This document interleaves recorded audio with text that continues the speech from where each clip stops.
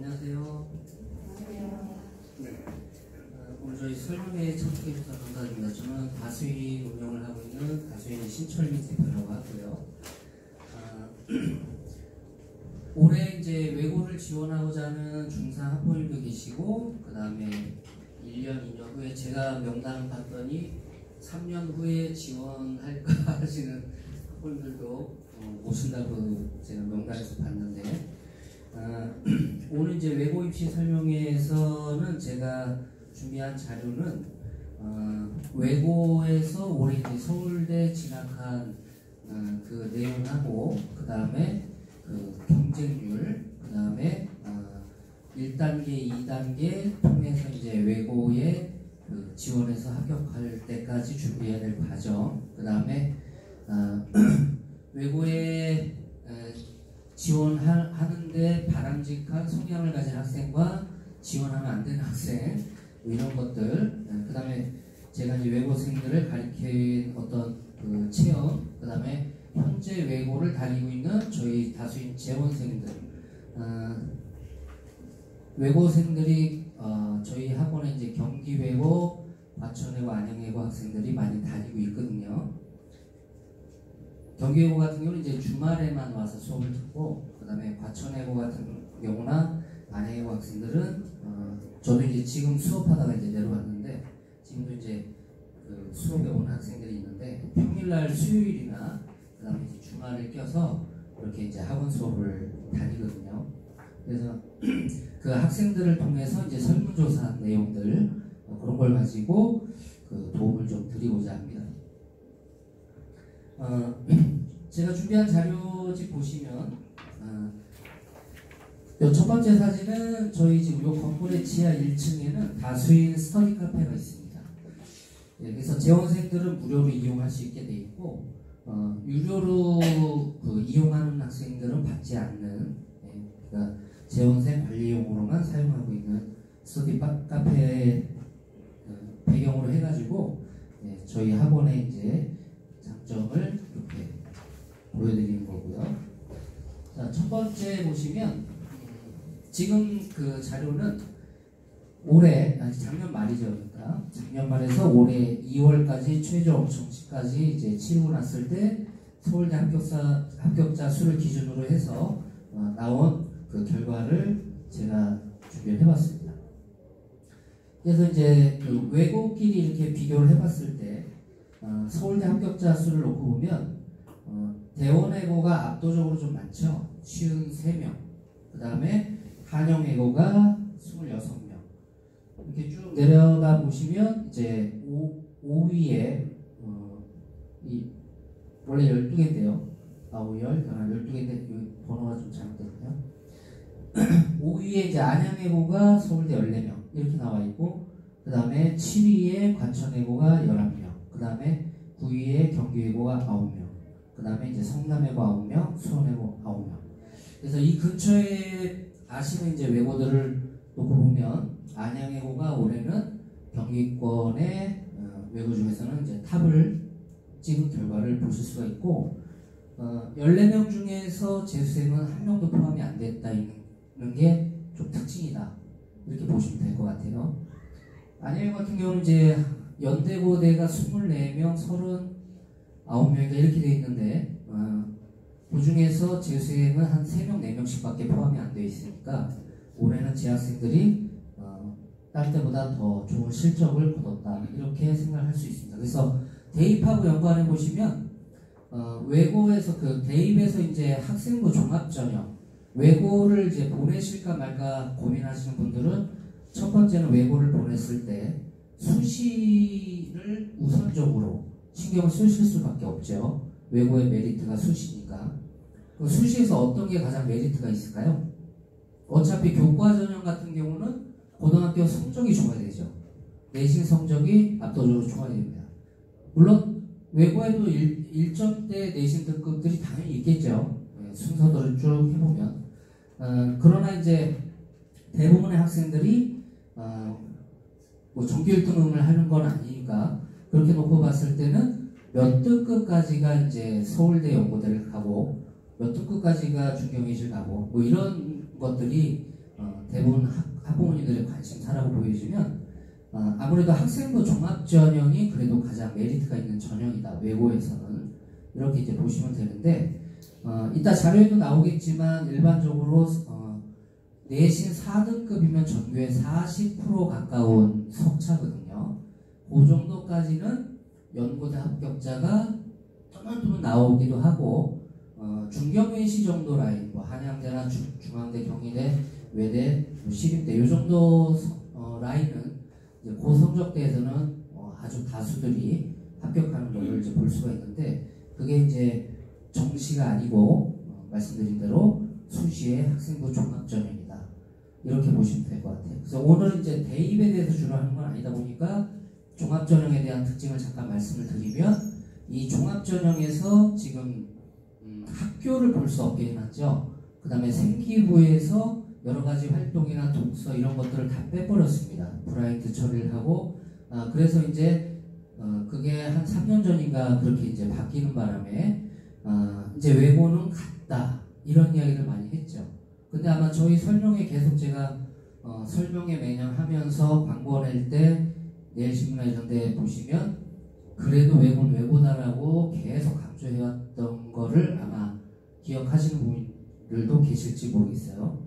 네. 왜냐면 저는 외고 애들을 계속 가르쳐 왔으니까 지금도 저희 학원에 있는 외고생들 중에는 학교 수학 시험을 100점 만나는 애들이 매년 나오고 있습니다. 이번 중간고사 때도 100점이 나왔고 외고의 특징을 보면 일단 분위기죠. 분위기.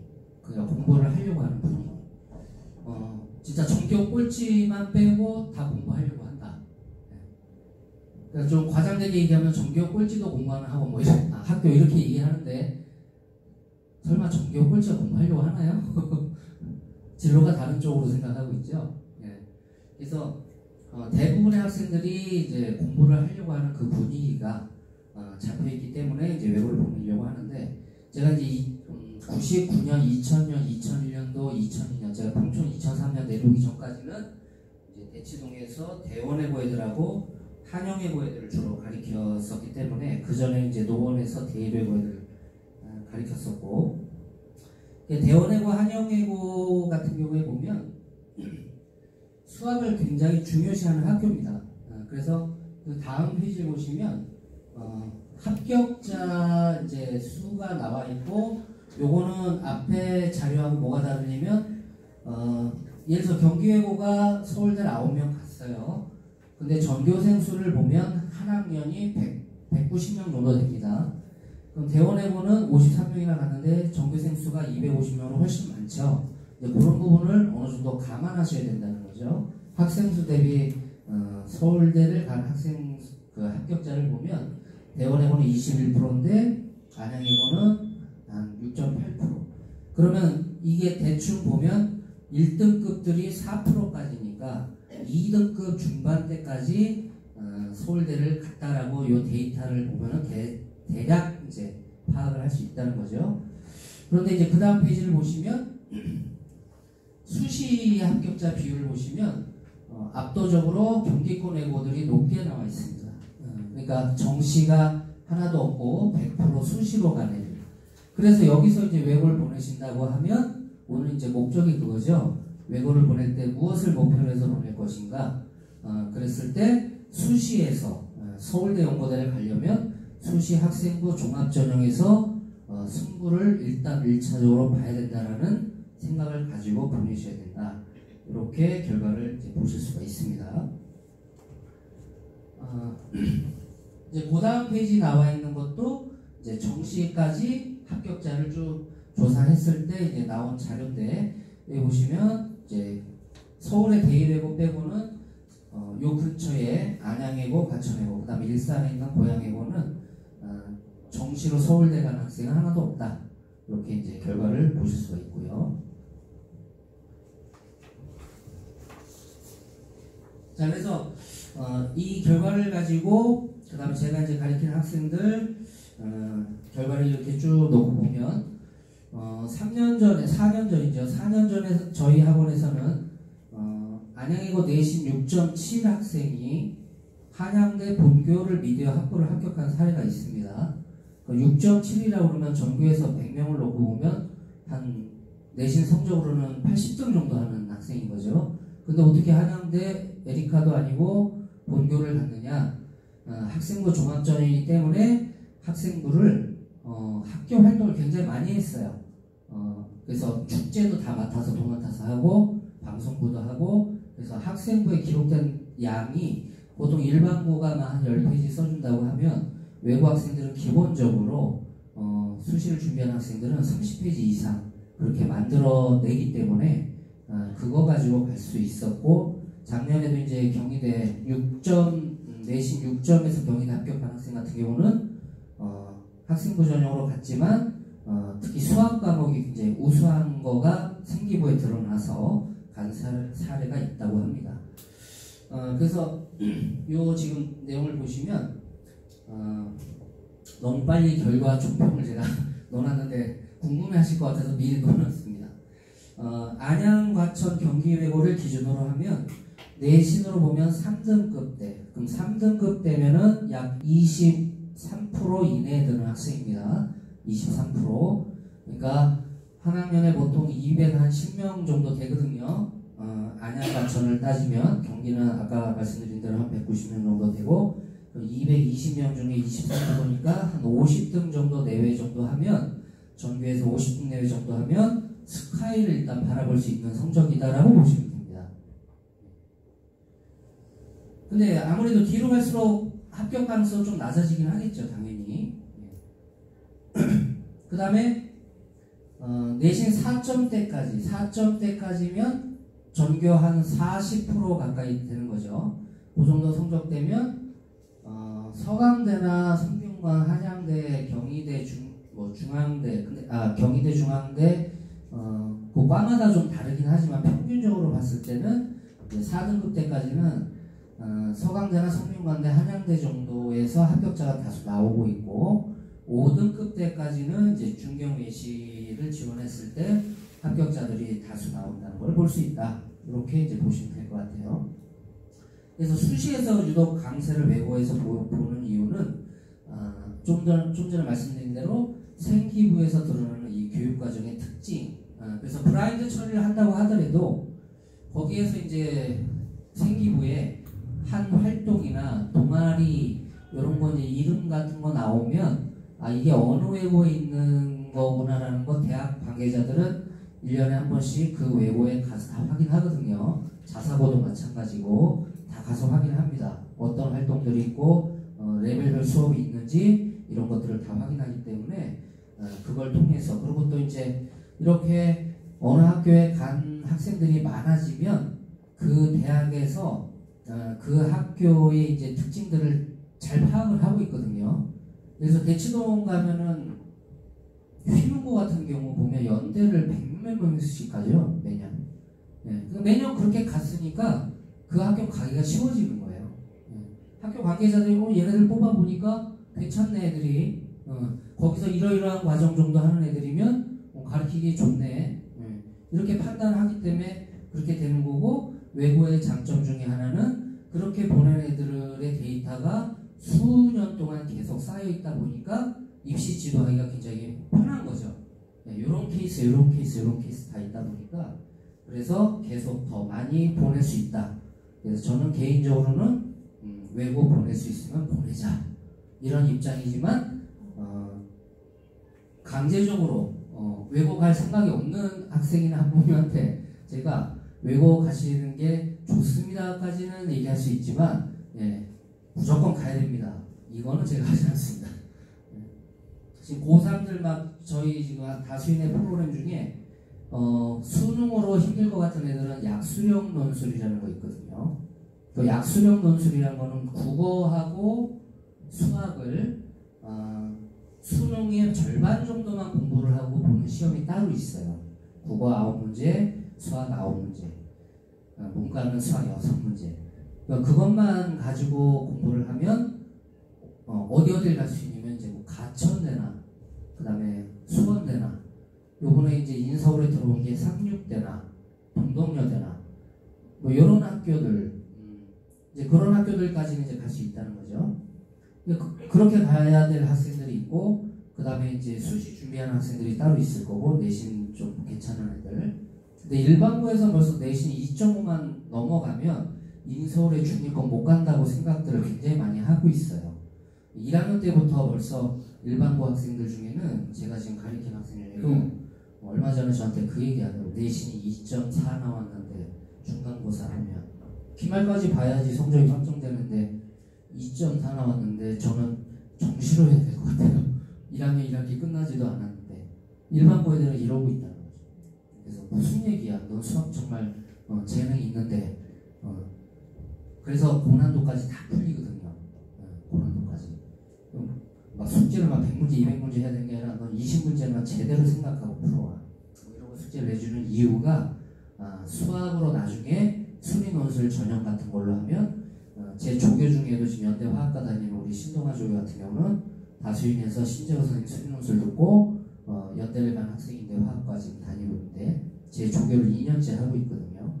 그런 아이 그 조교들 보고 좀 가이드 좀 해주라고 수업 때 이러기도 하는데 2.4 정도면 충분히 3학년 때까지 잘 준비해서 특히 자기가 강점 있는 과목을 생기부에 잘 녹여가지고 준비를 하면 되는데 자신감들이 떨어지는 거죠. 외고의 3보다 자신감이 없어 보여요. 제가 볼 때는. 네.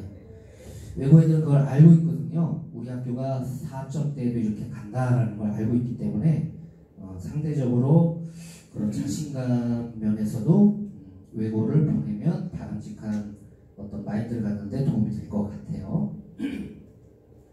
자, 다음 페이지 보시면 이제 작년 외고 경쟁률이었는데요. 안양예고 같은 경우는 영어과가 84명 모집인데 85명이 지원했어요. 그 전 해를 보시면 0.95대1, 0.67대1, 0.70대1이니까 다 미달이죠. 네, 다 미달입니다. 근데 이 중에 영어가 B가 4개 있었는데 지원한 아이들이 있을까요? 없겠죠? 네, 없습니다. 그러니까 무슨 얘기냐면 이 비록 정원에는 미달했지만 그러니까 정원에 미달했으니까 1단계는 다 통과한 거죠. 당연히 1단계 다 통과했고 2단계도 다 통과한 거죠. 자, 작년에 굉장히 우울한 결과가 나온 게 뭐냐면 84명 모집했는데 85명이 지원을 했어요. 그러면 다 면접을 봐야 돼요. 예, 한 명 떨어뜨려야 되니까. 예. 이 한 명에 대해서 저는 되게 궁금했어요. 저 떨어지면은 진짜 어디 가서 얘기도 못하고 얼마나 마음의 상처가 클까. 그래서 저희도 면접 대비 그렇게 많이 했지만 그 결과에 대해서 그렇게 강조를 많이 안 했던 기억이 있는데 저 한 명도 면접 대비를 안 했냐 하면 했겠죠. 어디선가. 제가 볼 때는 했겠는데 자기가 떨어질 거라는 생각은 전혀 못 했겠죠. 85명 중에 내가 설마 떨어질까 이런 생각들을 다 하고 있었을 겁니다. 85명.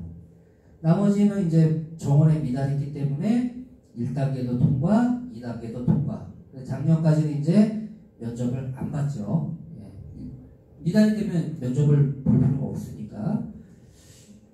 그 재작년은 아예 다 미달이었고, 그 다음에 이제 과천외고 같은 경우에 보시면 미달이 하나도 없죠. 작년에 하나도 없었습니다. 재작년은 전부 다 미달이었죠. 그 여기 보시면 전원 다 이제 면접 대비를 해야 되는 거고 경쟁률은 지금 독일어과 가장 셌죠. 네. 그래서 독일어과 가장 센 이유는 독일어과에 가장 성적이 좋은 애들이 지원한 건 아닙니다. 네. 어떻게든지 외고 돌아가고 싶은데 B가 뭐 한 2개 있다든지 그러면 이제 야 영어과 중국어과 일본어과는 많이 지원할 텐데 이런 생각으로 이제 지원하는 경우가 많고요. 난 독일어가 너무 좋아서 나는 BMW 만드는 회사에 꼭 취직할 거야 이런 마음으로 독일어과 지원하는 학생은 없죠. 옛날에 그런 학생들이 있었습니다. 외대부가 처음 생겼을 때 용인외고 시절에 그 첫 해에 교복이 앙드레 김이 디자인했다고 그 학교에 꼭 가고 싶다고 지원한 애들은 제가 많이 봤어요. 그 당시에는. 그 다음에 이제 경기외고 경기외고는 아까 안양과천은 이제 기숙사가 없는 학교고 다 통합을 해야 되고 경기외고는 이제 전원 기숙사 생활을 이제 하는 학교죠. 영어과, 중국어과, 일본어과 다 1대1을 넘었습니다.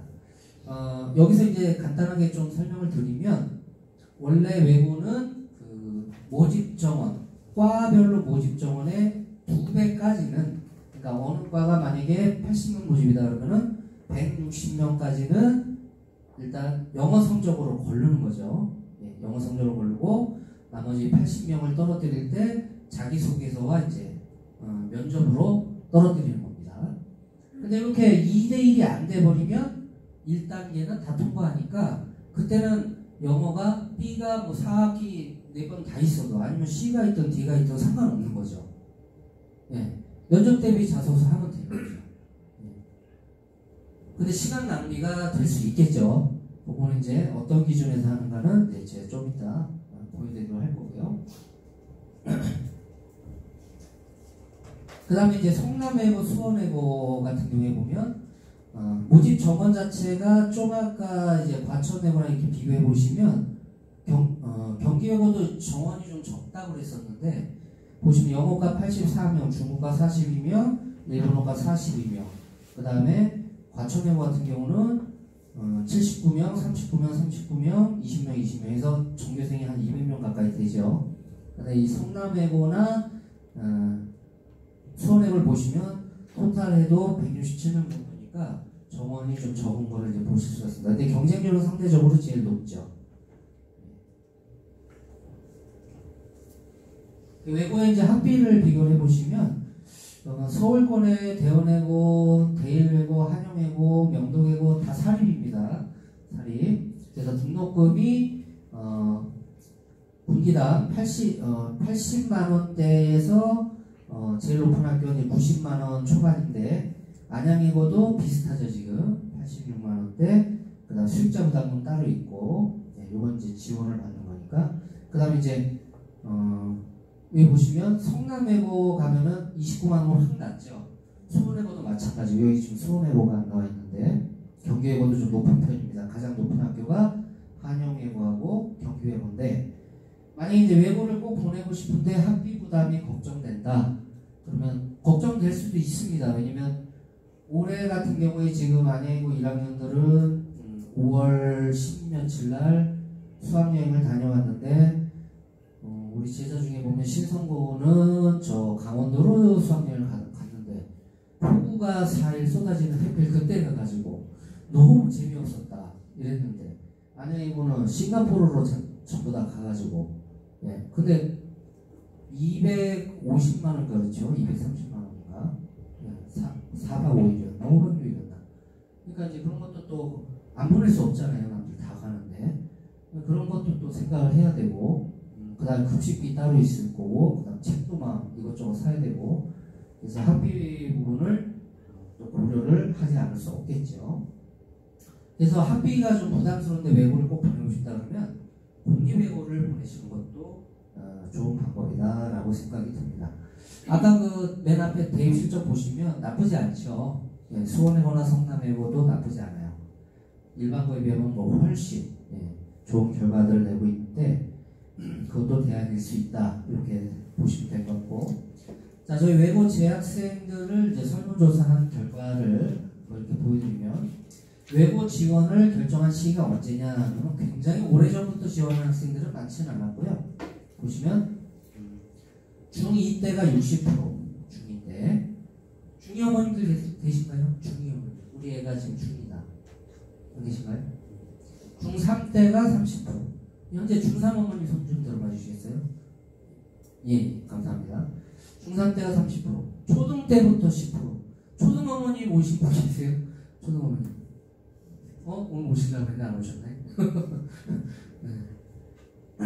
초등 때도 10%가 있었다는 게 굉장히 계획적으로 준비를 하신다 이렇게 생각할 수 있겠죠. 그 다음 외고 지원을 하게 된 계기가 뭐냐라고 했을 때 가장 많이 응답이 나온 게 가장 많이 응답 나오는 순서대로 정리한 겁니다. 학교나 학원 선생님의 외고 추천과 분위기 좋은 곳에서의 학습을 원해서 그 다음에 두 번째는 대학 입시에 도움이 많이 된다는 말을 듣고 진학을 열심히 했다. 세 번째는 언어 및 외국에 대한 흥미와 대학에서의 문과 공부에 희망하고 좋은 면학 보이기를 알고 있기 때문에 네 번째는 다양한 학교 활동 및 동아리 프로그램과 일반고와는 차별화된 교육과정 이런 것들 때문에 외고 지원을 하게 됐다. 이렇게 이제 응답들을 했습니다. 근데 다 예상하신 결과죠, 이거는. 자, 그다음 외고 지원을 위해서 무슨 준비를 했느냐? 중학교 내신 관리를 했다라고 돼 있는데 영어, 특히 영어. 1단계는 어차피 영어 내신만 가지고 하니까. 그 다음에 이제 학교 생기부. 요거는 이제 자소서를 또 쓰는 데 있어서 생기부 관리가 필요하니까 이제 그 부분이 나온 것 같고요. 그 다음에 당연히 이제 자소서 쓰기 위한 준비를 했었고, 면접 준비를 했다. 모의 면접도 하고 동선 연수까지 포함한 이제 모의 면접 준비를 했다는 거죠. 두 번째도 내신 성적 향상을 위한 노력 및 자소서 작성. 그 다음에 이제 아무래도 외고는 특성상 외국어 수업이 굉장히 많기 때문에 그 어학 능력을 키울 수 있는 것들을 중학교 때부터 하면 도움이 되죠. 그래서 그런 준비, 중학교 때부터 영어 교재 신문 동아리 활동이나 이런 걸 했다는 친구들도 상당수의 친구들이 고등학교의 모의고사, 수능 모의고사들을 고등학교 과정을 국어 영어는 많이 풀어봤다. 근데 수학 모의고사 풀어봤다는 애들은 별로 못 봤어요. 국어 영어는 고등학교 걸 거의 심지어 고3 거를 갖다가 많이 풀어본 그런 학생들도 많이 보였습니다. 그 스스로 문제를 만들어서 면접 대비를 했다는 학생, 이런 학생들이 이제 학원에서 안 하고 혼자 하는 학생들도 보였고요. 그 다음에 제2외국어도 있긴 한데 외국 가려고 수학 학습 진행했다 이런 학생도 있었고요. 그거는 이제 저희가 수학학원이다 보니 수학을 일단 메인으로 하는 학원이다 보니까 그런 답변들이 좀 여러 나온 것 같고요. 근데 제2외국어 같은 경우는 학교 설명회 때 가서 들어보셨으면 아실 겁니다. 그걸 막 학원을 따로 다녀가지고 미리미리 막 깊이 있게까지 할 필요가 없다. 학교용 얼마든지 충분히 따라갈 수 있다. 이런 얘기는 들으셨을 거고요. 자, 그 다음에 네 번째로 외고 입학 후에 느낀 점. 자, 첫 번째는 입학 전에는 외고는 숨 막히고 면학 분위기가 엄청난 줄 알았으나 숨 막힌다고 생각했는데 왜 지원했는지 잘 모르겠어요. 어쨌든 면학 분위기가 엄청난 줄 알았으나 입학 후에 보니까 놀 땐 놀고 공부할 때는 공부하는 밝은 분위기를 가지고 있었다. 외고생들 보면은 공부를 잘하든 못하든 이 말은 맞는 것 같아요. 항상 좀 밝고 친구들하고 많이 뭔가를 하려는 그런 것들이 잘 돼 있고요. 대신에 이제 일찍 잠들고 일찍 일어나는 것이 쉽지 않다. 제가 이번에 넣어놓을 만큼 많은 답변이 나온 겁니다. 체력적으로 많이 힘들어 하기도 하더라고요. 그 다음에 세 번째는 확실히 공부 분위기가 조성되어 있으며 수행평가도 생각보다 힘들진 않았다. 요거는 근데 이제 개인적인 의견인 거고, 수행평가가 보통 한 학기에 중간고사 보기 전에 한 2주, 그 다음에 기말고사 보기 전에 한 2주를 아이들이 굉장히 빡세게 수행평가를 준비하는데 양이 사실 굉장히 많아요. 그래서 그 기간이 되면 수학 같은 경우는 숙제도 잘 못 해올 정도로 그렇게 많이 하는 거를 볼 수는 있습니다. 그 다음에 이건 이제 중요한 부분이죠. 입학 전에는 본인이 영어를 어느 정도 한다고 생각을 했는데 막상 가보니까 영어 학습량도 엄청나고 생각보다 잘하는 애들이 너무 많다. 그래서 제가 한 3년 전에 설명회 할 때 그런 학부모도 계셨죠. 우리 애는 이제 외국에서 오래 살다 와서 영어는 자신이 있는데 수학이 상대적으로 너무 부족하니까 수학을 좀 잘 맡아달라. 그러면 수학 잘 잡으면 서울대 충분히 가겠죠? 라고 저한테 이제 말씀하셔서 글쎄요. 저는 이렇게 답변을 했습니다. 왜 그렇게 답변했냐면 어느 정도면 제가 어떻게 키워볼 텐데 이제 고등학교 1학년 들어가야 되는 상황에서 중1 연산도 제대로 안 돼 있으면 그건 어떻게 제가 할 수 있는 방법이 일주일 내내 학원을 오는 거 아니면 오르겠더라고요. 그러고 나서 이제 그때 코로나가 딱 터지면서 이제 비대면 수업이 이루어지니까 부모님이 아이가 줌 켜놓고 학교 수업을 듣는 걸 보게 됐죠. 보게 됐어요. 그런데 거기서 보니까 다른 아이들이 이제 원어민 선생님이 묻고 막 하는 거를 답변하고 우리 애가 하는 걸 이렇게 보니까 아이한테 이제 그랬다고 그러시더라고요. 쟤네들 다 해외파 출신이니? 네. 근데 해외파가 하나도 없더라는 거예요. 네. 그래서 국내파들이 그렇게 영어를 잘하는 줄 몰랐다는 거죠. 그래서 서울대 갈 수 있다는 꿈이 일단 한풀 좁혀버렸어요. 네. 그만큼 아이들이 들어가고 나면 내가 어학 잘해라는 거를 사실 한풀 겸손한 마음으로 이제 시작하게 되는 거죠. 정말 영어 잘하는 애들은 제가 평촌 와서 이렇게 가르쳤을 때 민사고 가는 학생들 중에는 우리 범계중인가 그 졸업한 학생한테는 IBT가 그 당시에 112점에서 5점 왔다 갔다 했는데 정말 영어 잘하는 그런데 있죠. 그러니까 IBT 110점 때문에 뭐 대학생들도 훨씬 뛰어넘는 성적인데 웬만한 영어 실력 가지고 잘한다고 막 가서 나는 영어만큼은 잘할 거야 이런 생각은 안 됩니다. 그래서 항상 겸손한 마음으로 가야지.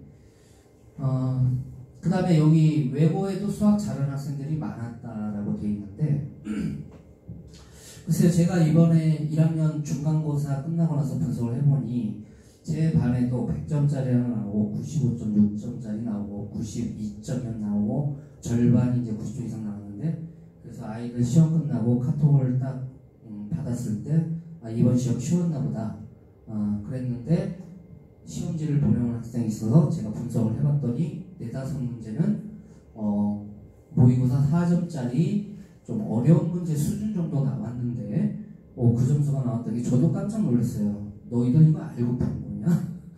네. 근데 올해 희한하게 이제 전 문제를 객관식으로 내는 바람에 제가 이제 외고 관계자들이 5월달 되면 5월 말 되면 학원가를 쭉 돌아다니세요. 우리 학교 좋은 애들 많이 좀 보내주세요.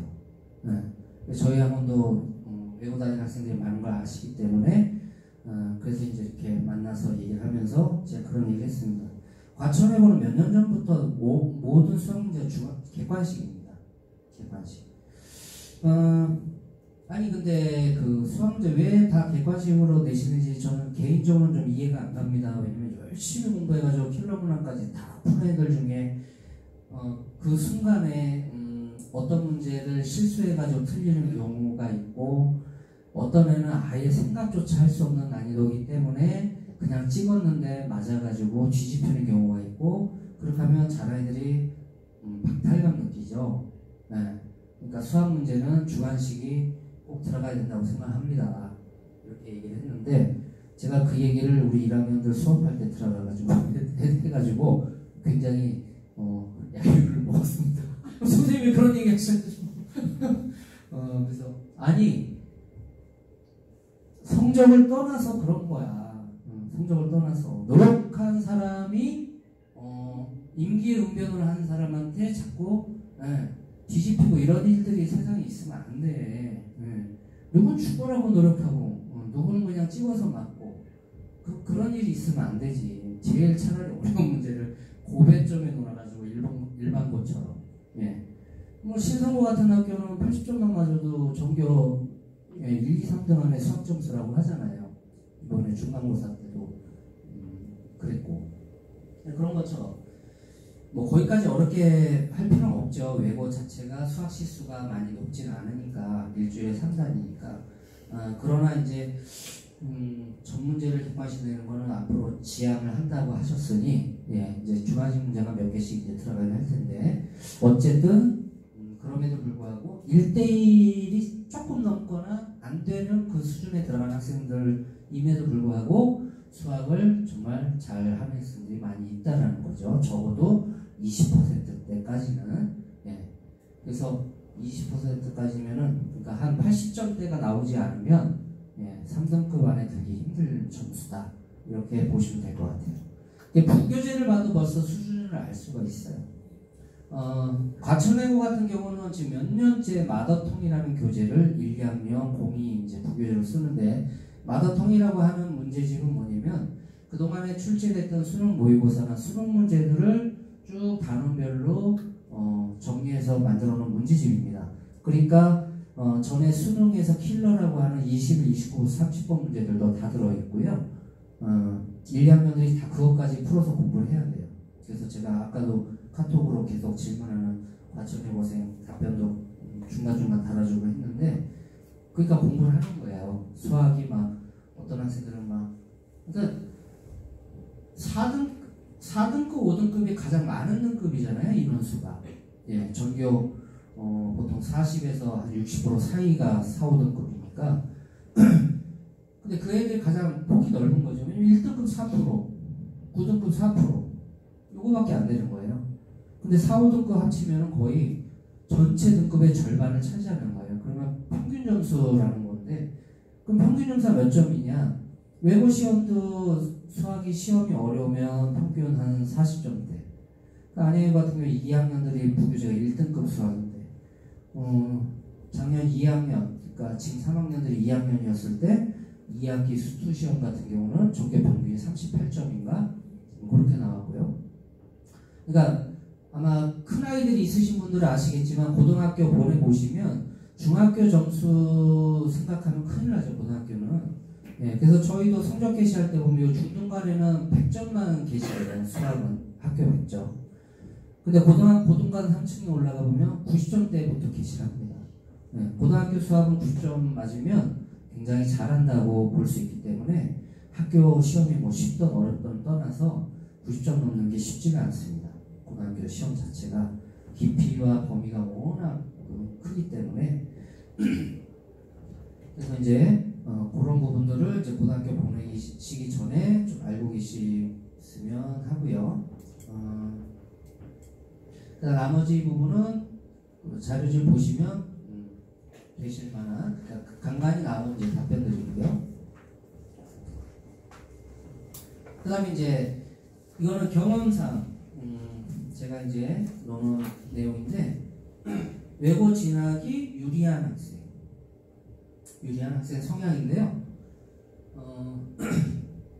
제가 이제 외고생을 가리킨 게 사실 2000년에 대원외고생 가리킨 거부터 따지면 이제 올해가 24년째죠. 24년째. 예. 그러면 이제 그 학생들의 이제 성향들을 보면 이제 보내야 될 애들, 얘는 왜 갔니? 이렇게 생각되는 애들이 딱 보이죠. 그리고 저는 아예 그래요. 가리키는 애들 중에 이제 고3 올라간 애 중에 못하는 애들한테 너는 어디밖에 못 가? 이런 얘기는 안 하죠. 엄살 부리는 애들이 있거든요. 전교권 중에. 선생님 저 수능수도 다 까먹었어요. 엄살 부리지 마. 진짜예요. 고3 선생님한테 얘기하죠. 제 엄살 부리는데 수업 들어오면 절대 그런 얘기 못하게 하라고. 결국 모의고사 6월 거 보니까 또 1등급 나오고. 근데 그런 학생들 보면 이제 굉장히 수학을 일반 학생들 앞에서 이렇게 많이 안 하는 것 같이 이렇게 하거든요. 근데 질문할 때 보면 달라요. 질문할 때. 그 문제의 핵심을 모르면 안 풀리는 그 질문을 딱 하는 거예요. 근데 이제 수학을 못할수록 질문이 단순해져요. 선생님 이거 하나도 모르겠어요. 아니 어떻게 하나도 모르니? 하나는 안 하지. 그럼 저는 이제 그렇게 해요. 지금도 이제 그 학생들 가르칠 때, 자 여기서 문제 조건에 이거 왜 붙었을까? 그럼 이제 대답을 하게 하죠. 그래서 제가 학생들 가르칠 때, 네가 수학 문제 볼 때 반드시 수학으로 성공하기 위한 방법은 딱 하나야. 누군가 너한테 너 왜 이렇게 풀었니? 라고 질문했다고 생각하고 풀어. 그래서 왜 이렇게 접근했습니다 라고 설명할 수 있으면 그건 아는 거야. 그게 안 되면 넌 모르고 푼 거야. 계속 그렇게 하면 수학을 잘할 수가 없어. 이렇게 이제 설명을 하거든요. 고3, 고2 2학기나 고3 정도 되면요, 고난도 문제를 풀어야 되는 학생은, 그러니까 수능으로 따지면 킬러 문항, 이제 번호가 좀 바뀌었죠. 이제 지금 작년부터 바뀌고 있는데, 그래서 올해 고3 수능 문제 보면 그 6월 이번에 모의고사 보면 재수생 같은 경우는 당황스러웠을 거예요. 왜냐면 원래 킬러가 20, 29, 30번이었는데 28번을 딱 푸는데 굉장히 어렵죠. 28번이 올해 6월에. 그 굉장히 어려우니까 이게 왜 이렇게 안 풀리지? 근데 무슨 생각이 드냐면 29, 30번 더 어려운 문제였는데 늘 어떤 모의고사를 봐도 과거 몇 년 동안 더 어려운 문제였는데 그래서 거기를 깊이 또 못한 거예요. 그리고 30번 닦아가지고 풀었는데 답이 나왔는데 너무 생각보다 빨리 나온 거죠. 나 뭐 잘못 풀었나. 그래서 뒤에 세 개 주로 틀린 경우. 그래서 이제는 평가원에서 이제 번호 보고 난이도 예측하지 마라 이런 의도로 이제 보여지는데, 고1 때 고난도 문제 안 다루기 시작하면은 절대 고난도 못 풉니다. 제가 100% 장담하지만, 웬만한 실력 아니고서는 그거는 전국에 4%만 풀라고 원래 낸 문제예요. 근데 실제로 4%가 풀 수 있냐? 그럼 그렇지 않죠. 1% 이내가 그 문제를 풀 수 있다고 보여져요. 수학으로 따지면. 근데 그 문제를 계속 뭔가 연습해서 그런 유형의 문제들을 다뤄서 능력을 만들어내는 데까지 걸리는 시간이 엄청나게 중요한데 그거는 이제 고1 때까지 해서 끝나는 거예요. 고2 때는 못 잡습니다. 그러니까 고2 때부터 무엇을 가르쳐야 되느냐 하면은 수원, 수투가 이제 출제 범위니까 그때부터는 준 킬러 문항까지를 풀게끔 이제 하는 거예요. 왜냐면 거기까지만 다 맞아도 1등급 끝이 나오거든요. 킬러를 다 못 풀어도 1등급 끝 점수가 나오는 거예요. 근데 대신에 조건이 있잖아요. 나머지는 다 맞춰야죠. 근데 나머지에서 실수하고 막히지 못하고 막 이러면 이제 2, 3으로 내려가는 거잖아요. 그래서 1학년 때부터 고난도를 풀게 해야 돼요. 그래서 저는 외고 수업 들어가면 부교재가 안양외고 같은 경우 1학년은 고쟁입니다. 고쟁이가 고득점을 쟁취하자라는 그 신승범이 이투세 신승범이 그때 책 낼 때 그 줄임말로 이렇게 제목을 다른 거예요. 고득점을 쟁취하여 이기자인가? 그래서 고쟁이 이렇게 돼 있는데 스텝 1, 2, 3로 돼 있거든요. 그러면 그런 반들을 맡으면 제가 이제 애들이 막 느는 이유가 뭐냐면 보통 그런 반을 맡으면 시험 출제 범위가 스텝 1, 2예요. 3는 안 내요. 안 된다고 공식적으로 얘기했어요. 그럼 저는 이제 그렇게 하죠. 처음에 1, 2만 풀려요. 그런데 제가 자이스토리를 고난도까지 다 풀게 해요. 유형 정리할 때 그걸로 먼저 하고 다 풀게 합니다. 그 100점 나온 학생 같은 경우는 제가 풀라고 그러면 군소리 안 하고 풀고요. 부교재 스텝 1, 2 정도는 그냥 혼자 해올 수 있을 정도로 그래서 얘는 할 게 없어요. 항상 수업 시간에 보면 다 하고 나서 그래서 제가 이제 고난도 문제 위주로 해서 유상만 뽑아주고 막 이러고 자이스토리 읽는 것도 다 풀리는데 그 이유가 뭐냐면 결국 1학년 때 할 수 있는 한 그렇게 해놔야 어떤 문제가 나와도 다 풀 수 있다는 거죠. 그래서 학교 시험 문제를 실제로 딱 봤더니 4문제 정도가 일반 문제집에서 찾기 어려운 문제를 냈더라고요. 그런데 얘들이 잘 본 거예요. 잘 봤는데 제가 지금도 얘기하는데 기말 때 중간 잘 봤다고 해서 기말 때 방심하면 큰 코 다친다고 했어요. 왜? 니들이 중간고사 잘 본 거는 수학적 능력을 방학 때까지 중3 때, 중2 때 해놓은 거를 갖다가 울거먹은 거다. 이제 그 미천은 바닥났을 거다. 지금 이번에 기말고사 범위가 도형 전체다. 그러니 바닥났을 거기 때문에 이제부터는 정말 너희의 수학적 능력이 굉장히 중요하다. 그래서 자이스토리, 고난도도 풀고 고쟁이도 풀고 우리 기출문제집도 풀고 다 해야 된다. 그런데 뭐가 걸림돌이냐면 수행평가하다 치이는 거예요. 수행평가 많은 날에 애들이 밤을 새요. 그 수학 주말에 수업 와가지고 졸아요.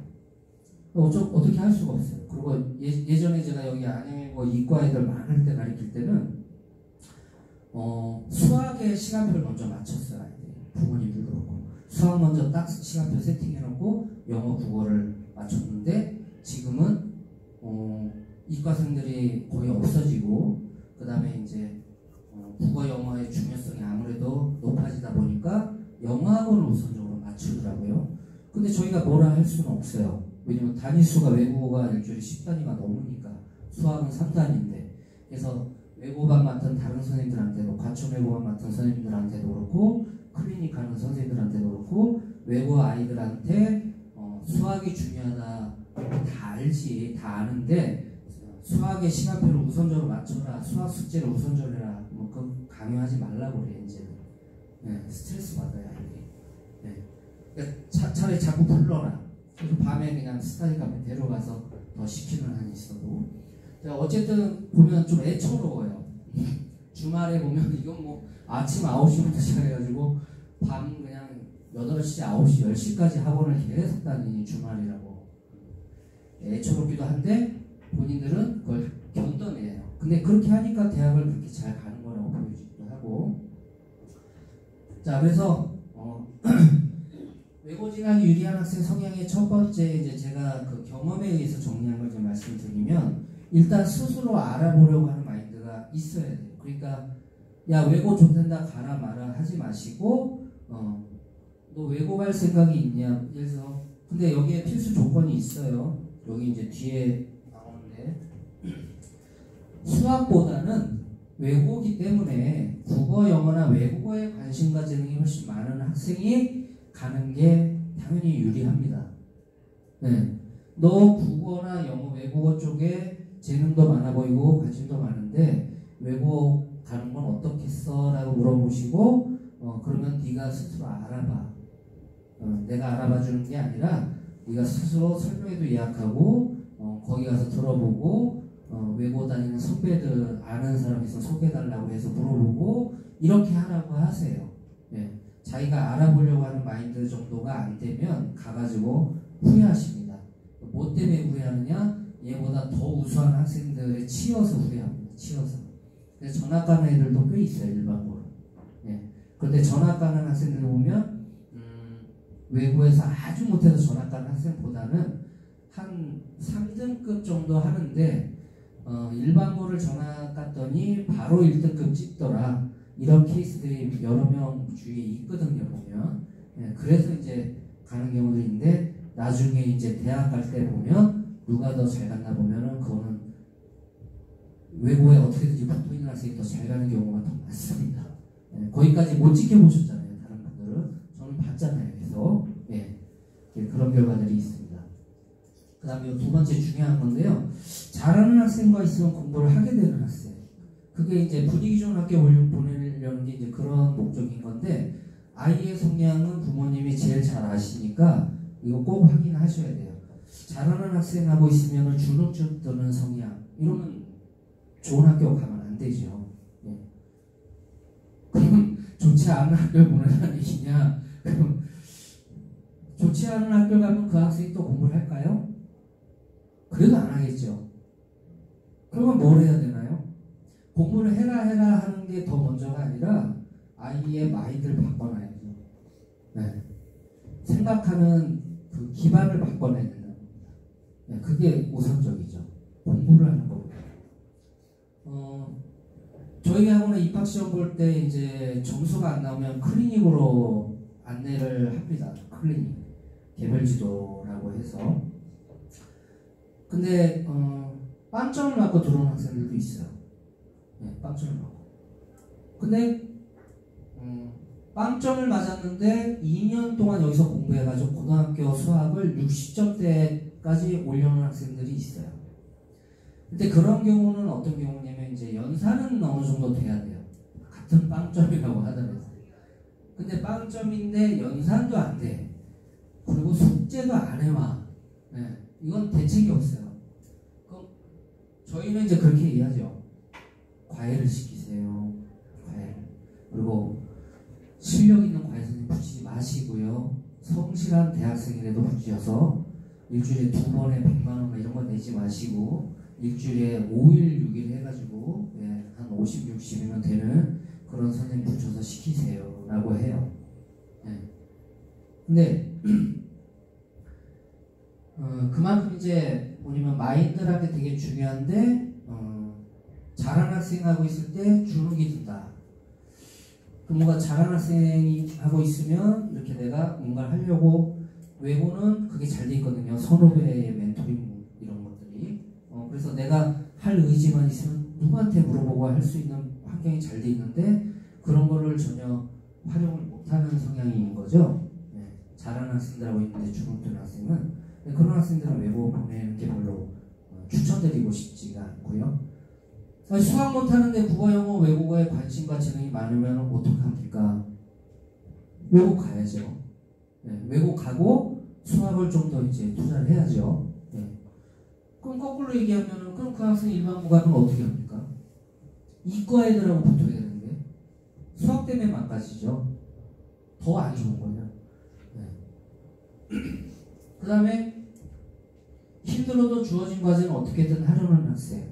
아까도 말씀드렸듯이 수행평가나 해야 될 게 굉장히 많습니다. 영어 같은 경우는 이제 저희 학원에 이제 영어 원장님, 국어 원장님이 있으니까 이렇게 여쭤보면 그 외부 애들이 이렇게 다른 애들이 있는데 이건 뭐 그냥 학교 교과서 이런 거는 고등학교는 필요가 없어요. 영어는 보니까.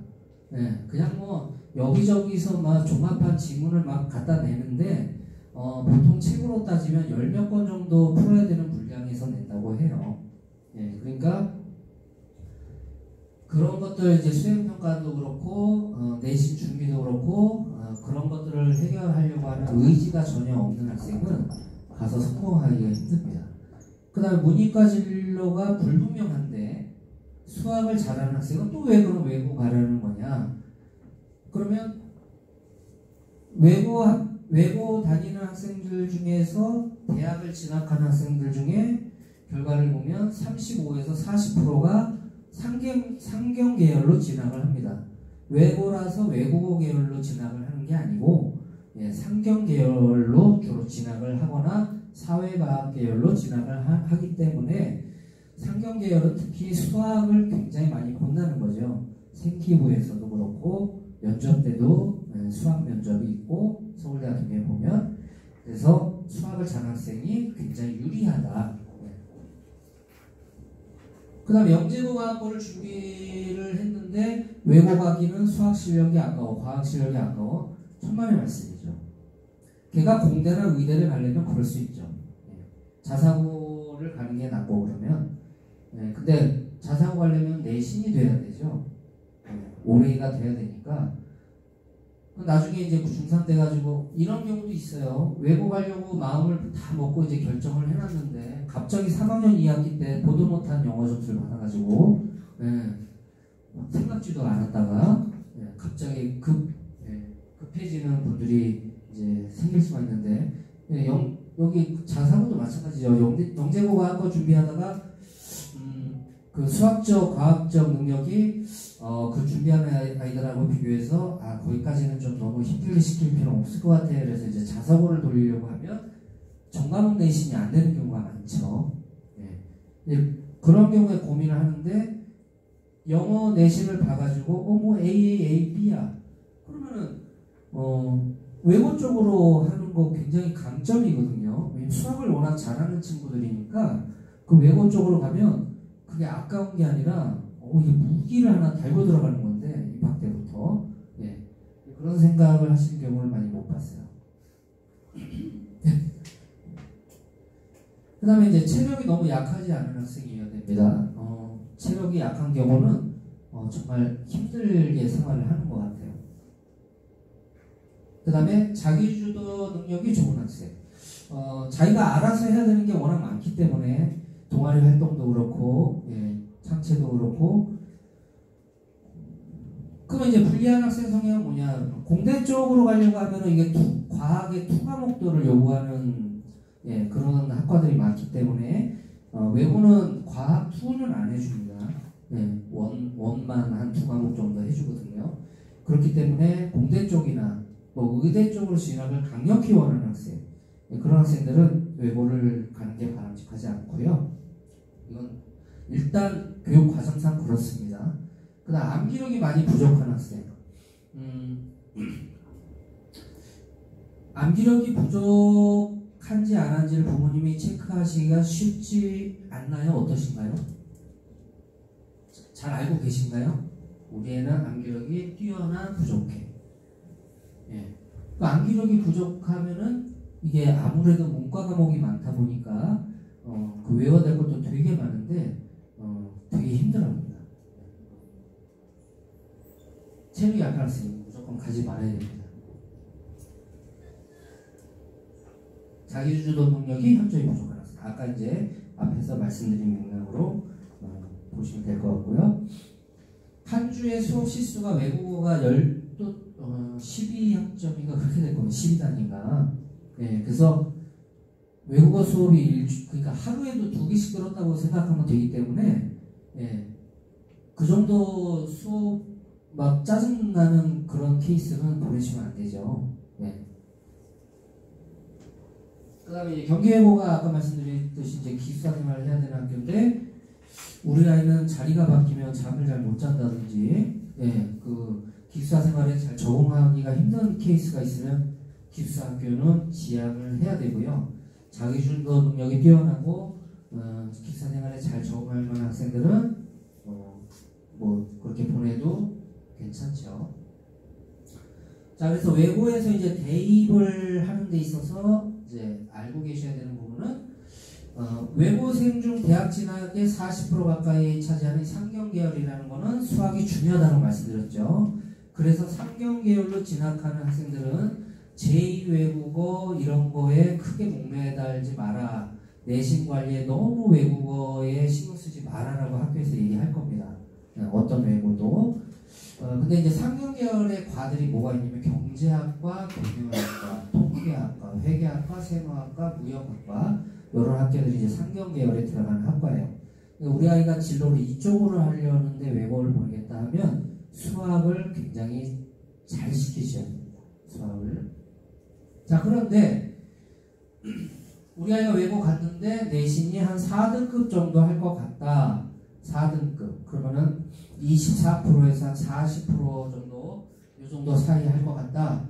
그러면 이제 연대, 고대, 사회과학 계열이나 상경 계열은 불가능하다라고 일단 보시는 게 맞고요.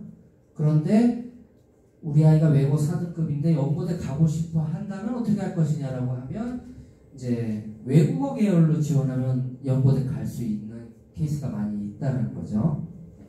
그 중에서 이제 가장 합격률이 높은 거는 이제 뭐 아시아권의 언어학과, 뭐 일본어과나 중국어과나 대학을 연고대에 그런 과들을 이제 지원하면 가능성이 이제 확 높아지는데 그때 필요한 요소는 일단 전공어 등급이 너무 떨어지면 안 된다. 그러니까 이런 학생들이 이제 제2외국어를 자기 전공어죠. 전공 그 과에서는 그걸 잘 해놔야 된다는 거죠. 상경계열 학생들은 거기에 목매달 필요가 없다는 거고요. 수학 등급이 오히려 잘 나오는 게 더 중요하다는 겁니다. 그 다음에 이제 외고 4등급, 내신이 4등급인데 연고대 꼭 가고 싶다. 그러면 이제 영어 수능 1등급 나와야죠.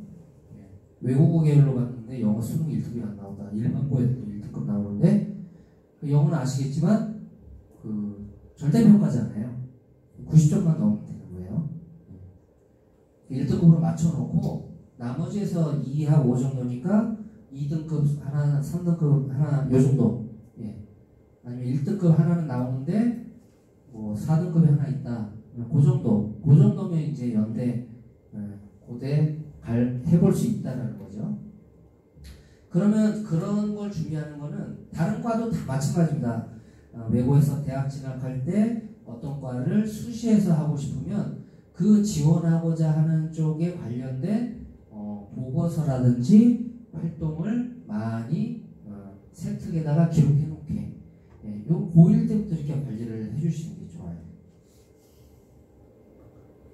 자, 그 다음에 외고 4등급 정도는 중경외실 지원한다고 하면 사회과학 계열이 됐든 상경계열이 됐든 해볼 수 있다라는 성적대라고 보시면 됩니다. 내신으로 봤을 때는 2등급 때까지는 그냥 서울대, 연고대 충분히 다수가 합격할 수 있는 권역이다 이렇게 보시면 되고요. 그러니까 꼭 외고 가서 요번에 이제 저희 학원에서 그 졸업한 그 안양외고의 학생들 같은 경우에 보면 그 한 학생은 내신 이제 3년 내신 1.4대 그런 학생들은 미리 제가 그 얘기하죠. 미친 짓만 안 하면 서울대 간다. 2학년 때부터 얘기해놔요. 2학년 때부터. 근데 이제 2등급 때 아이들도 역시 보니까 2.9도 연고대는 충분히 가더라는 거죠. 서울대 간 애들도 있고. 자, 그 다음에 이제 외고 입시를 준비하기 위해서 요 이제 저희 다수임의 국어팀이 있습니다. 국어팀, 영어팀도 있고, 국어팀에서 받은 자료를 이제 넣어드리는 건데요. 그걸 그냥 읽어보시면 될 것 같습니다. 그거 읽어보시면 될 것 같고, 중요한 건 이제 그걸 어떻게 하는 거냐를 제가 설명을 해드려야 될 것 같아서. 자, 일단 올해 지원하고자 하는 분들은 외고 지원할 때 원서 접수를 하시는 거를 12월 8일부터 14일 오후 5시 전까지 이렇게 이제 인터넷으로 하시면 되고요. 그 다음에 이제 원서를 출력해가지고 써가지고 내야 되는 거죠. 그게 이제 같은 기간 동안에 이제 하셔야 되고, 그렇게 내면은 이제 1단계 합격자 발표가 18일 오후 2시 이후에 이제 홈페이지에 쭉 올라옵니다. 그럼 1단계 합격자 발표라는 거는 아까도 말씀드렸듯이 정원의 2배수 이상, 즉 경쟁률이 2대1이 넘어야 의미가 있는 거고요. 2대1이 안 되면 전원 다 1단계는 합격했다라고 보면 되겠죠. 그 학생들을 대상으로 해서 이제 면접을 12월 23일 날 보는 겁니다. 그러면 어떤 학생들은 면접 보고 나면 크리스마스 이브가 즐거워지는 거고, 어떤 학생들은 짜증나는 크리스마스를 맞이하게 되는 거죠.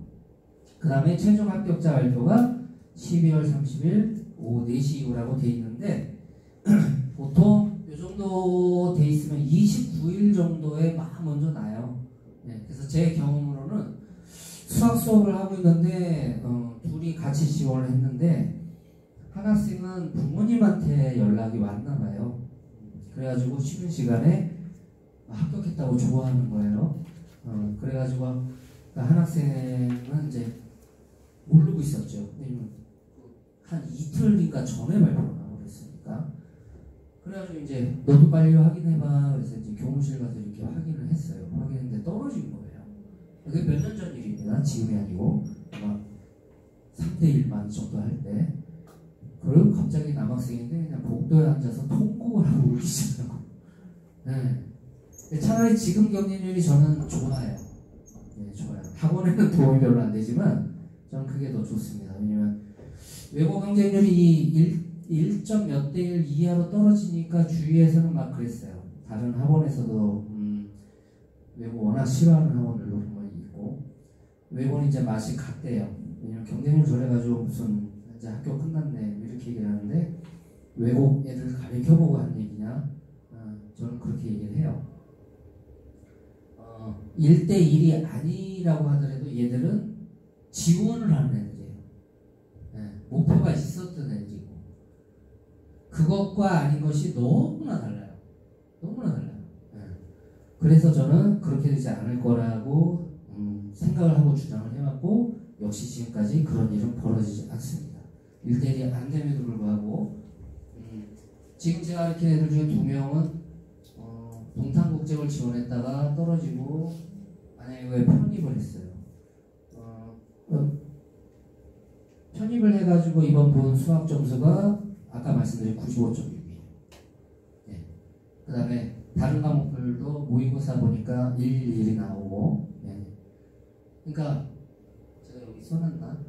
만약에 이제 우리 아이는 외고보다는 일단 뭐 여러 가지 봤을 때 자사고를 한번 지원시키려고 하는데, 근데 이제 자사고 봐서 되면 좋은데 또 떨어질 수도 있잖아요.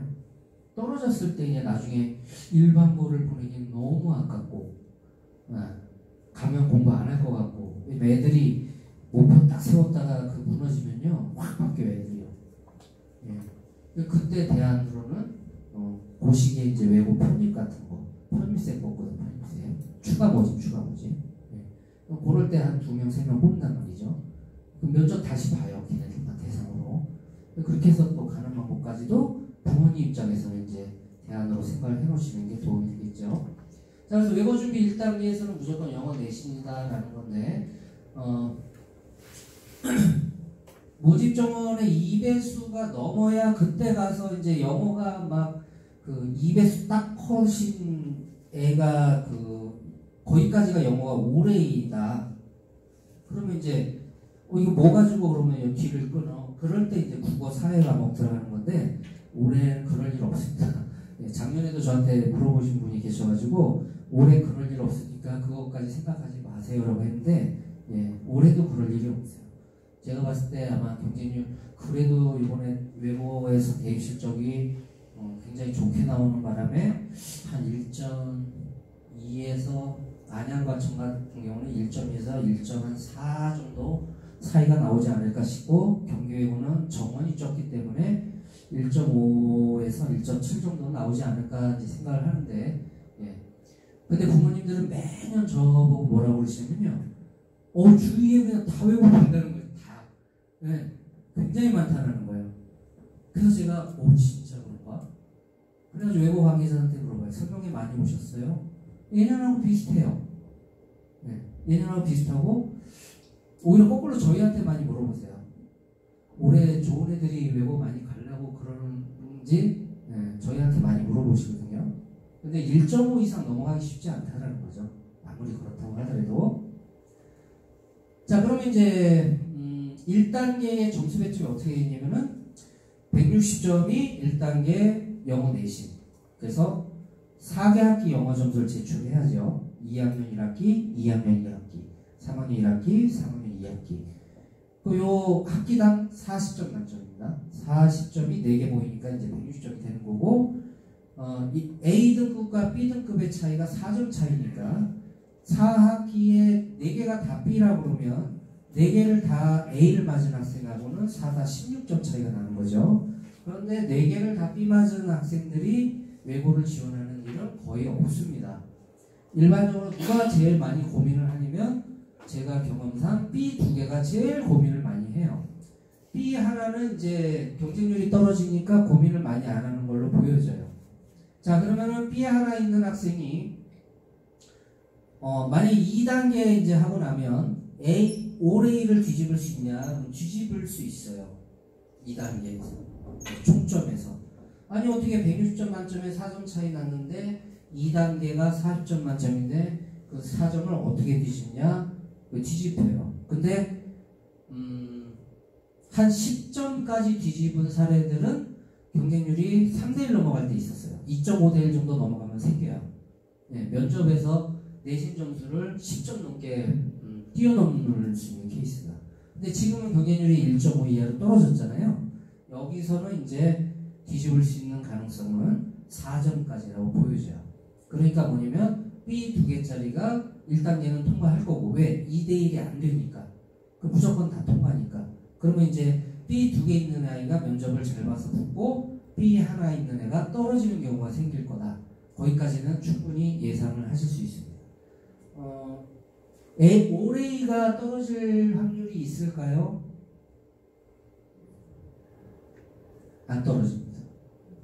왜 안 떨어지냐면은 올해가 떨어진다는 거는 아까도 말씀드렸듯이 B 2개가 8점을 극복하고 면접에서 올라가기는 어렵다고 그랬잖아요.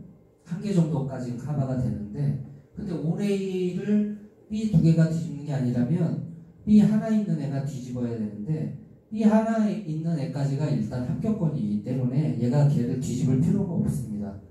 그러니까 얘들 올해는 그냥 다 들어가는 거라고 보시면 돼요. 마음만 먹으면 지원만 하면 다 들어간다. 근데 면접까지 질문인데 아무 대답도 안 한다거나 이런 뭐 대단한 변수가 아니라면 무조건 들어간다 이렇게 보시면 될 것 같아요. 그래서 이제 저희 다수인에도 이제 외고 국제고 자소서와 면접 대비반이 이제 개설이 돼서 올해도 이제 진행이 되는데 자소서반은 10월 21일부터 11월 11일까지 4주 과정을 하게 되고, 그 다음 면접 대비반은 이제 요 자소서 준비가 끝나면 11월 17일부터 12월 8일까지 이제 4주 과정으로 주 1회 수업인 겁니다. 그렇게 이제 프로그램이 되어 있고, 자, 그 다음에 2단계에서 이제 자기소개서 이제 간단히 빠르게 정리를 하도록 하겠습니다. 자기소개서는 1번과 2번이 있는데 1번이 1100자, 2번이 400자라서 총 1500자입니다. 그런데 1번 문항이 굉장히 중요합니다. 여기는 자기주도 학습과정. 그러니까 그 자기소개서 딱 다운받아 보시면 거기에 나와 있어요. 모든 외고 똑같이 본인이 스스로 학습계획을 세우고 학습해온 과정과 그 과정에서 느꼈던 점, 학교 특성과 연계해 지원학교에 관심 갖게 된 동기, 고등학교 입학 후 자기주도적으로 본인의 꿈과 길을 살리기 위한 활동계획 및 고등학교 졸업 후 진로계획에 대해서 구체적으로 기술하라고 써 있습니다. 그럼 여기 나와 있는 게 뭐냐면 지원 동기가 뭐고, 활동계획이 우리 학교들은 뭐 할 거고, 그 다음에 어딜 가고 싶냐, 근데 어딜 이런 것들을 하기 위해서 중학교 때 어떻게 공부했냐, 그 학습 과정을 제일 중요하게 본다는 겁니다. 2번이 400자 분량인데 그 2번은 뒷페이지에 있지만 인성, 배려 나눔 협력 타인 존중 규칙 준수가 요 중에 어떤 두 가지 정도 이상의 정신이 묻어나는 정도의 학생이라면 거기서는 그냥 차이가 없다라고 그냥 보시면 될 것 같아요. 자, 그러면 이제 자기소개서가 중요할까요? 면접이 중요할까요? 어머님들 생각은 어떠세요?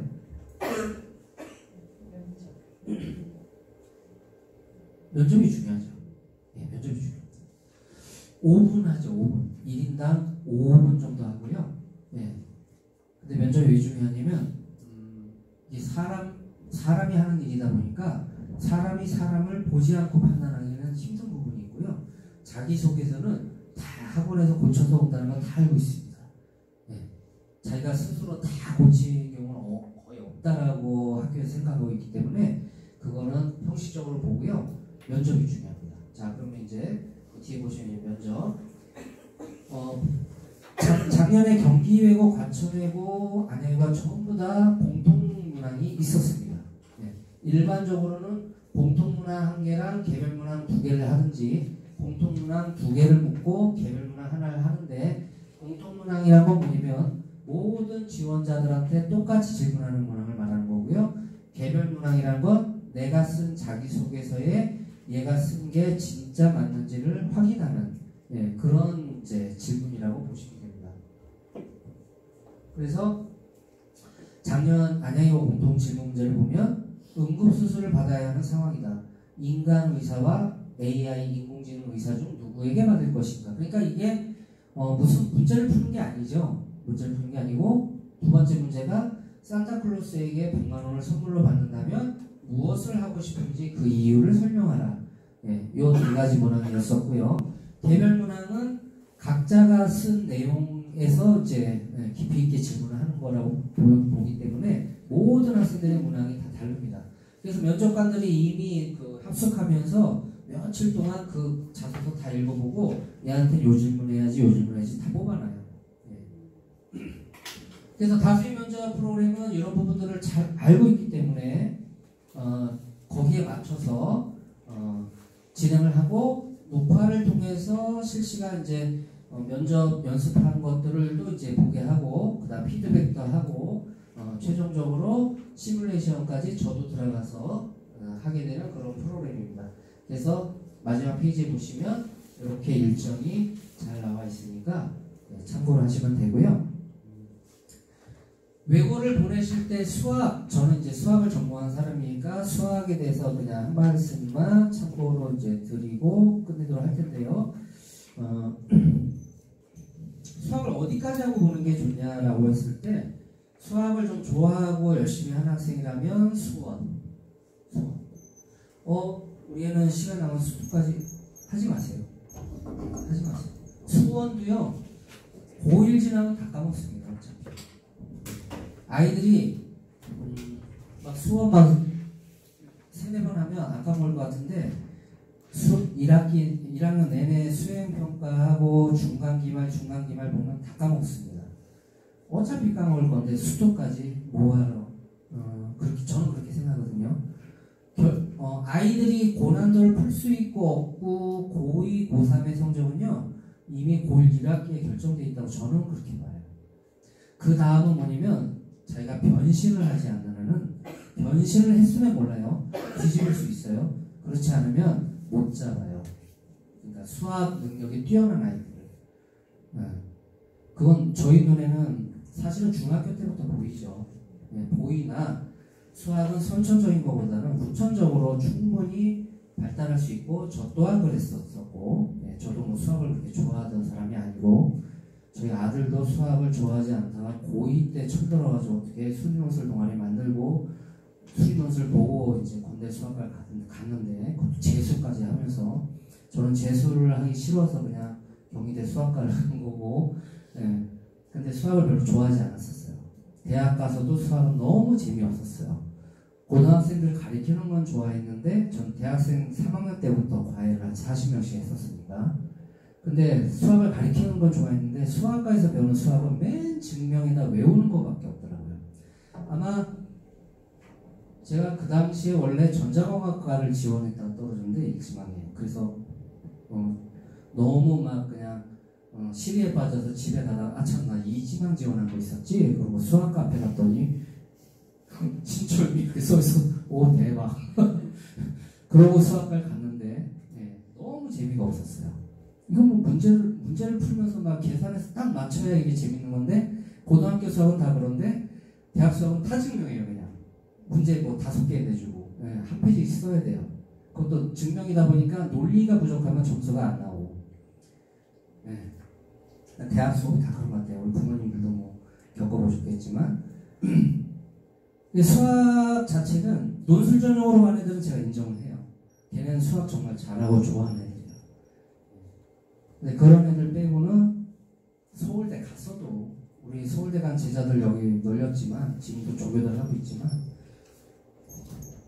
지금 배우는 고2, 고3들, 1등급짜리들 가르치려면 허덕덕해요. 바로 수능 고지 몇 달 되지도 않는 애들이. 그냥 서울대 이것저것로 간 거지, 서울대 수학만 가지고 갔으면 아마 수리논술 전형 정도 있었으면 제가 인정하는데, 연대 화학과 간 제자 조교는 인정하죠. 논술로 갔으니까. 70대 1, 80대 1을 뚫고 간 거니까. 그런 애들 빼면은, 그러니까 그런 애들은 보면은 수능 봐도 97, 96 거의 그 정도 나오죠. 근데 그 정도 하려면, 그러니까 모의고사 90점 이상 맞으려면 이미 고1 때 결정 나 있다. 그래서 제가 아이들 내신 대비할 때는 고난도 문제까지 다 풀리는 이유가, 근데 이제 전략을 짜야죠. 얘는 안 돼. 저만 하는 거죠. 저만 알아요. 얘는 안 돼. 해도 안 돼. 얘가 이걸 넘어서려면 변신을 해야 되는데 변신 못할 것 같아.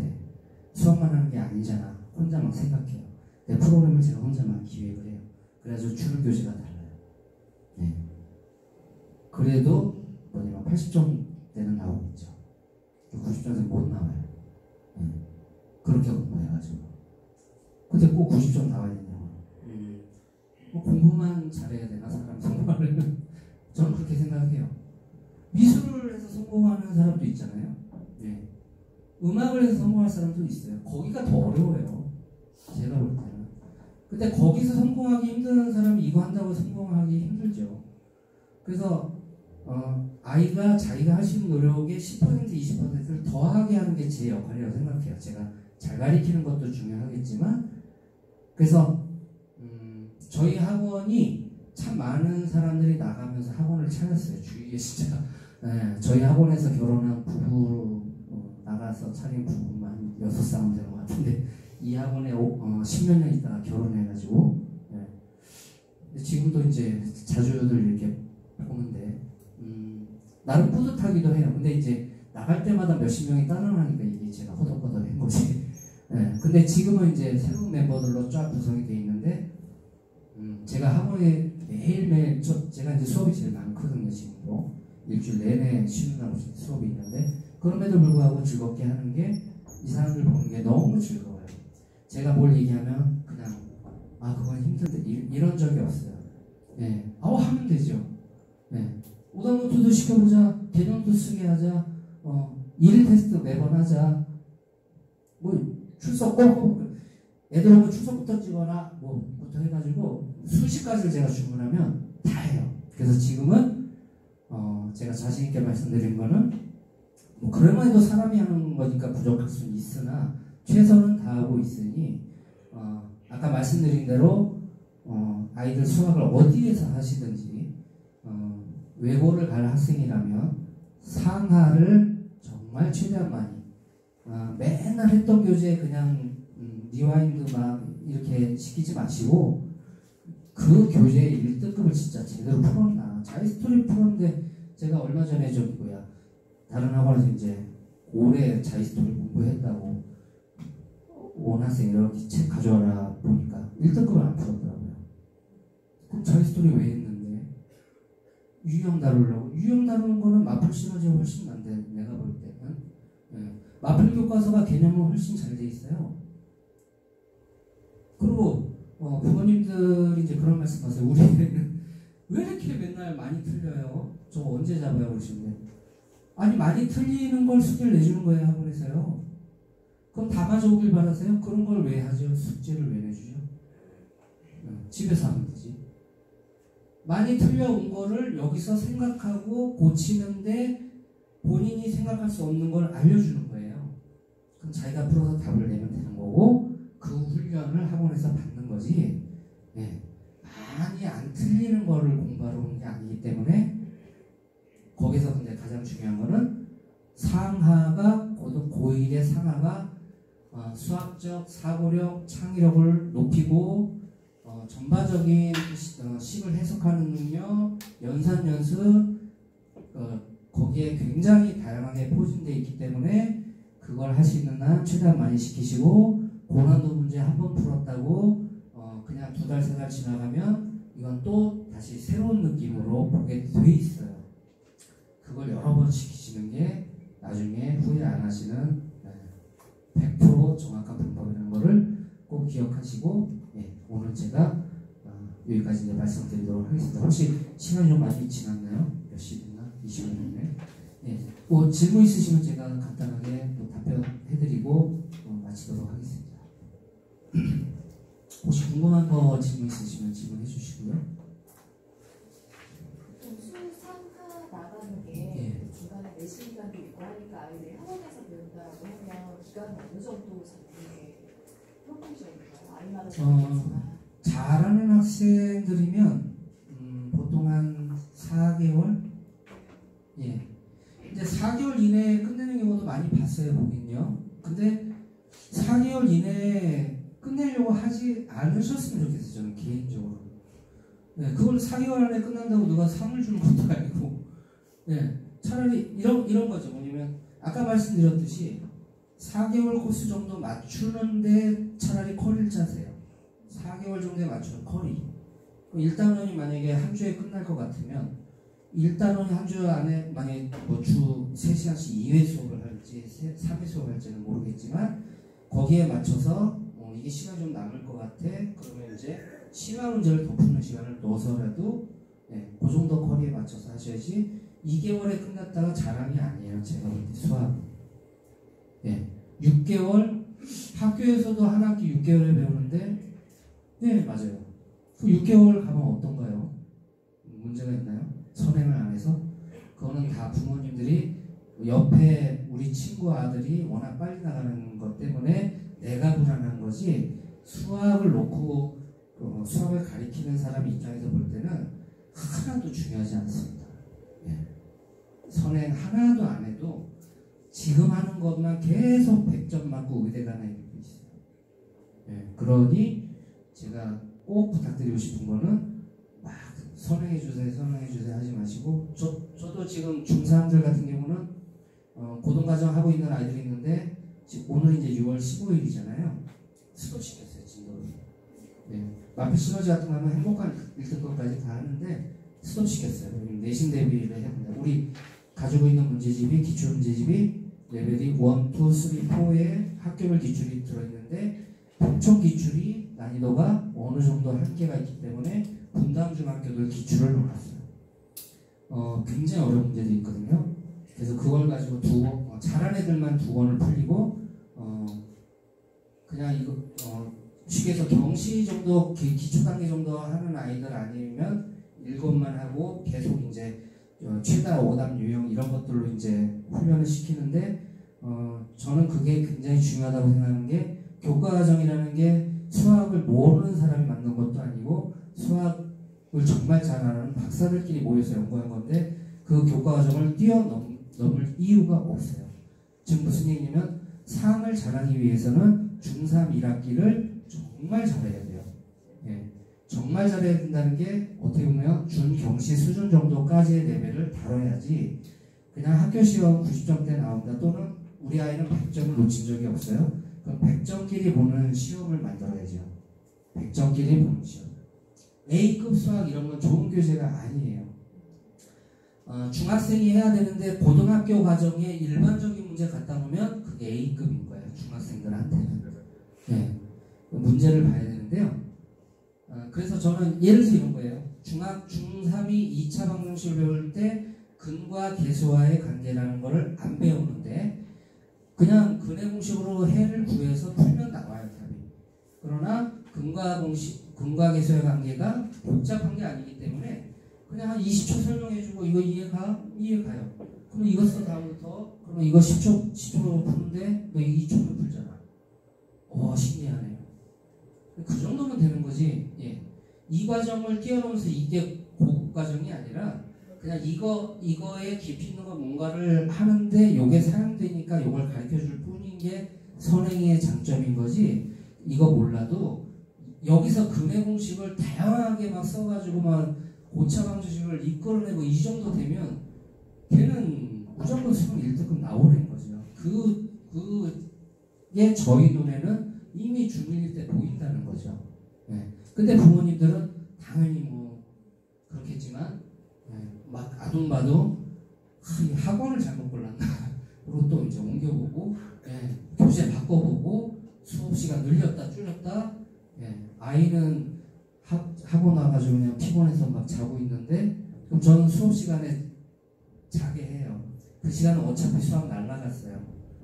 수학이 아시지만 숫자를 다뤄야 되는데 지금 정신이 몽롱하고 졸려 죽겠는데 뭐가 공부가 되냐.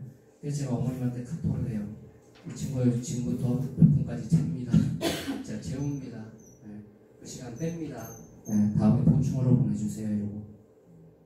그럼 어떤 어머님 그러세요. 아유 선생님 그래도 선생님 계시는 건데 수강료 다 받으셔야죠.